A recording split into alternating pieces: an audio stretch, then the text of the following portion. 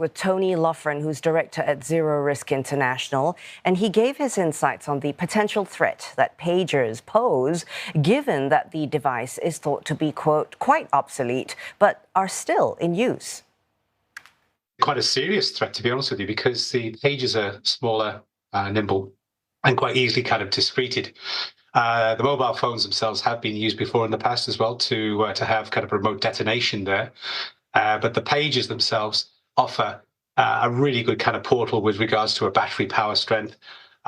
Simple thing is, a solution like this is like 3 grams of what was considered like an explosive anyway. It's not an explosive here, thank God, but it represents that particular kind of size that when put into the pager, and with that particular small data board that they've actually built into there, it gives you the chance to actually carry multiple messages out at once, which we've actually seen. So it's a very, very good, easy, discrete method of actually being able to actually target somebody. I appreciate that you deconstructed that pager for us. For many of us, it's been a long time since we've actually touched one. So how much planning do you think went into this sophisticated coordination involving this old school device?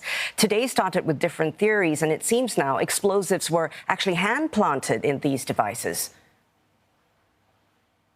Well, I've got a couple of theories on this, to be honest with you, Yasmin. I think that at the packaging stage, I think it would be kind of really difficult to do something there, with a commercial company. That's one thing I find really kind of difficult to comprehend, because for each of these devices, there's an element of risk of being found out.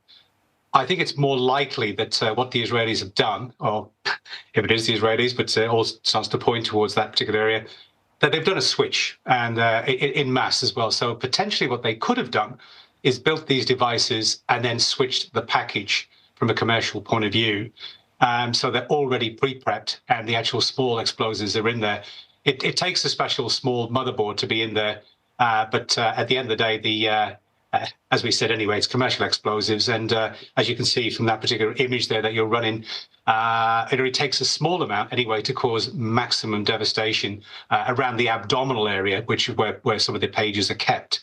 And also for some of the children that were involved at that height as well, when the pager does go off, unfortunately it's going to affect a lot of the kids that are moving around in markets and things like that, where everything's a kind of a tight environment. And let's talk about the manufacturing side of things. Taiwan's Gold Apollo says that it didn't make the pages that were used in these detonations, instead by a company in Europe that had the right to use their firm's brand. But the New York Times claims otherwise. How key is the manufacturer in this case, and could there be any accountability on them? I think basically what's happened is the remnants of the pager that's got that label and serial numbers and so on and so forth do point towards that, the company, the Gold Apollo. But again, look, you've got to look at the sophistication of just exactly what went on as well. The Israelis have got very good history of being able to actually kind of infiltrate, switch, maneuver, and get their own particular devices or their own kit into an area. And coming back to your original question there, it was a long time in the planning. This thing just doesn't happen overnight. It's a question of building up your human intelligence, finding out just exactly where the weakest link was, looking at logisticians. Where are these pages made? What are they doing? Where's the supply chain? Where's the weakness in the supply chain as well?